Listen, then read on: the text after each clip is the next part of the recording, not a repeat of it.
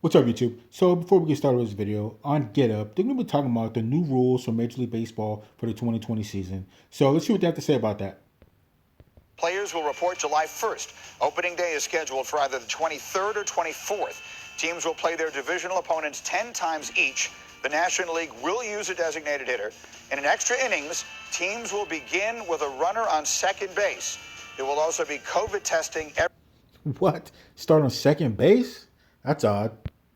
every other day for the players. And here he is, Robert Stanberry, only the third, my buddy Buster. So how did this come together, and how has sentiment around the sport shifted over the last roughly 24 hours? Yeah, Greeny, it was fascinating. Early yesterday, and talking with people around the game, they were so angry and appalled, disgusted, frustrated because Major League Baseball and the Players Association couldn't reach a deal.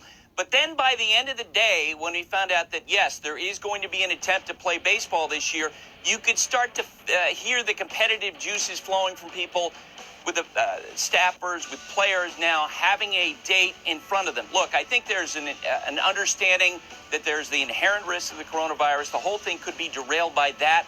But I think the players, staffers, very excited to get going, very excited to get cranked up and thinking about the 60-game possibility. And hopefully fans.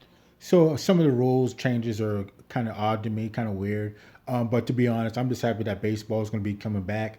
And, that's one of the big three in American sports. So you have the NFL, NBA, and MLB. So I'm happy baseball is going to be coming back, even though some of the rule changes are a little odd, with the starting the guy on second base and a few other things. But like I said, I'm just happy that they're playing and things are going to get done. So let's continue. Will feel, and they hope, obviously, that fans will feel the same way as we look forward to a season that will be a sprint rather than the traditional marathon. And I just ran through some of the other short-term changes. Of those, which do you think will have the biggest impact, Buster? Definitely the extra inning rule. We're going to have a runner at second base in the 10th inning. In recent years, there's been a trend in front offices and the way they think.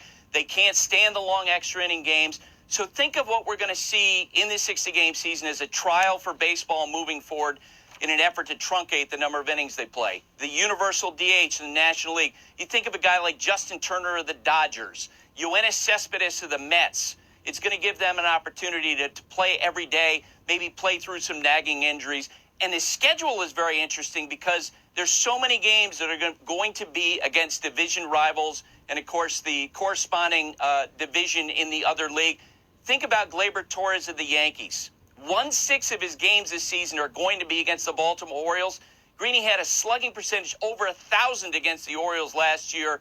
Could be an advantage for teams like the Cleveland Indians, Chicago White Sox, who play in a weaker American League Central. All right, going to be interesting. So again, I'm just happy that baseball is going to be coming back, and we can check that out, even though some of the rules are a little odd. Actually, we never know what could come out of this. There could be something good that comes out of this 60-game season. It could help speed up the game for next year, or years after that, or next coming up years. You never know. Something good can come out of this.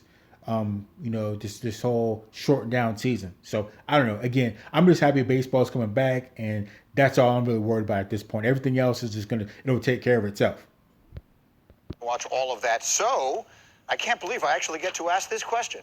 Who do you consider to be the World Series favorites given the shortened format? LA Dodgers. The LA Dodgers. Let's do it, Kershaw. Let's do it. The deeper rosters, no question, could have an advantage. The teams with deep bullpens. And we have the usual suspects. The Yankees, maybe the best team on paper that we've seen since the 98 Yankees. The Los Angeles Dodgers with that incredibly deep roster that they have. But the team I'm going to be watching, my World Series favorite, the Tampa Bay Rays, who have an incredible bullpen. We saw that at the end of last year. That's going to be an advantage for them. And just being around them in spring training, boy, that group has come together. They have a really deep group of position players. That's a team that's going to be very dangerous. They talked with Tyler Glasnow, one of their pitchers, last week, and he said they've had conversations that in a 60-game season, they could be a team to beat. Who would have thought we'd actually have baseball conversation in our baseball conversation? Buster, thank you very much for the insight there. And again, they're getting ready to